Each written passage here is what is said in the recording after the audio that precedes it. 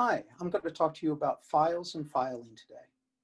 As you can see, files come in a wide variety of shapes and sizes.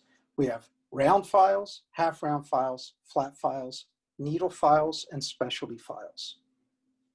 We also have files like the barrette. Notice the barrette file has no teeth on the back, only teeth on one side.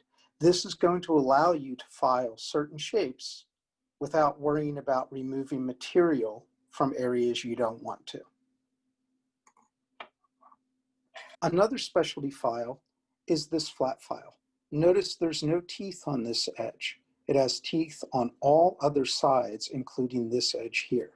What that allows you to do is it allows you to go into a very tight corner and decide, do I want to remove material from this side and this side at the same time, which might allow you to true up that corner, or you could flip the file so that the smooth side is present and remove only material from the bottom side here.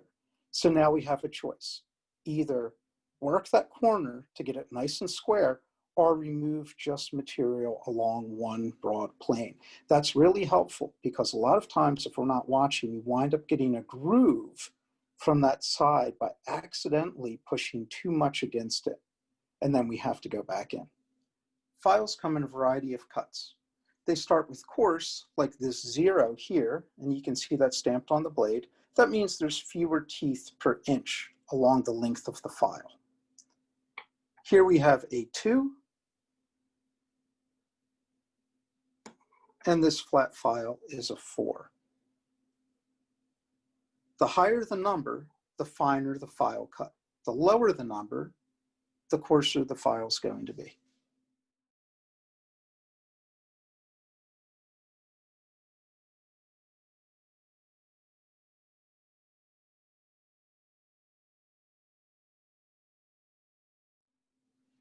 Files should also have handles. Take a look if I don't have a handle.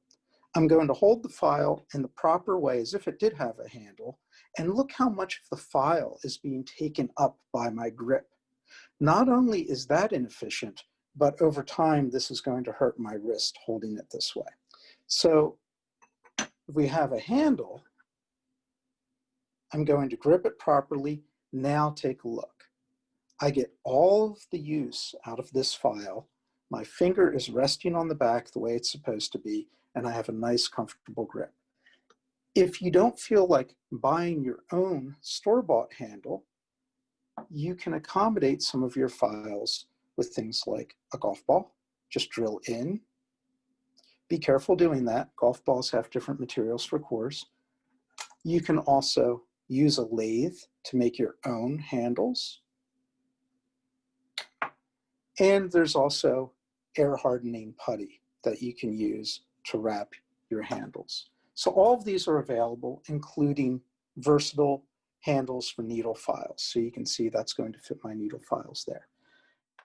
Okay, so now we're going to learn how to use a file.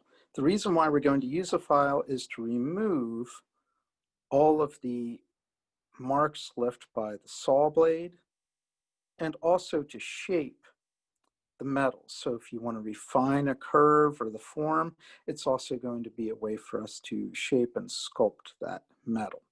So a few things to remember with our file grip, we're going to have a nice firm grip on the back of it using our file handle, and files always cut in the forward stroke. So remember, whenever I'm filing, it's that forward stroke that does the cutting. Now, pick the largest file that you can for the job. For instance, for this outside radius, I want to use a flat file. And what I'm going to do is I'm going to pick something this size, because if I go left or right, notice it's still on the metal. If I were to pick a smaller file, like this needle file right here, I could easily slip off and wind up scarring my metal. So that's not going to work well. Also, I do not want to use a round file on an outside radius because this can lead to grooving. And you can see that's kind of a sharp edge there. So as I come around, if I edge it, that's really going to cut in very, very quickly. One bad edge stroke will actually do quite a lot of damage. On an inside radius like here, nice shallow one like that, that's where you want to use your half round, or even my needle file would be very appropriate inside here to get into a tight area if that was appropriate for that side. So what I'm going to do is I'm going to brace this up against either the wood here or my hand, which is going to become a vise, and that's going to hold it tight, and then I'm going to file. I never want to file against air because this hand moves, the end result is sloppy. So what I'm going to do is I'm going to file this for a little bit so we can see the end result. So now we can see that we have this nice file texture going around it, and there we can see the remains of our saw blade. So look at the difference with just that. And I was using a number 4 file, so remember a 0 is coarse, a 6 is very fine, so a 4 is leaning towards the finer side. But look how nice that surface is, and I can take that to sandpaper next. I don't need to go to a finer file. So you can start with a very coarse file, like a 0, and then go up to a 2 or a 4 if you want to before going to your sandpaper grits. How do I know when I'm done filing? Well, what I do is I look for irregularities. And so if I see those irregularities are gone, for instance, if there was a nick there, that means that I'm not done filing. And that's really important to make sure you take all of that out before sanding.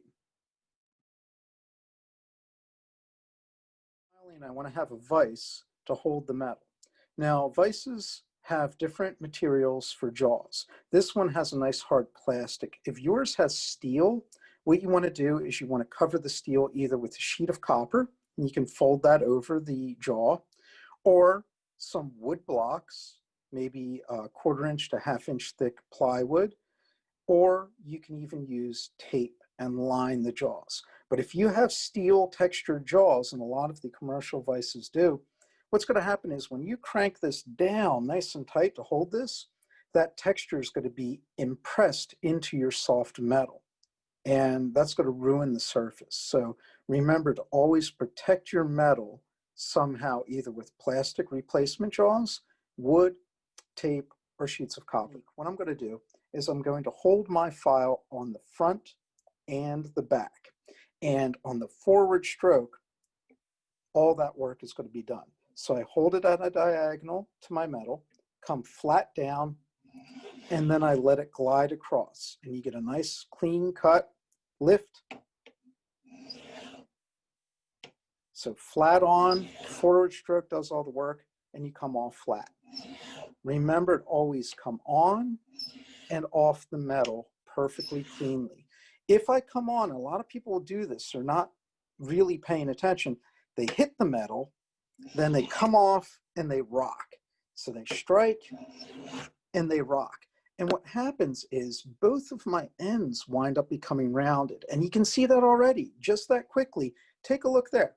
That's starting to become rounded just that quickly. So when you come down, you want to be nice and clean, come down flat and come off flat. One last thing, always try and have your metal as deep as you can in the vise. That's going to support soft metal like this. If I come in on metal a little bit aggressively, take a look what happens. That can bend and fold. So by having it in the vise nice and deep, that helps prevent that. It supports the metal, and I don't have to worry about coming in and accidentally bending it like this.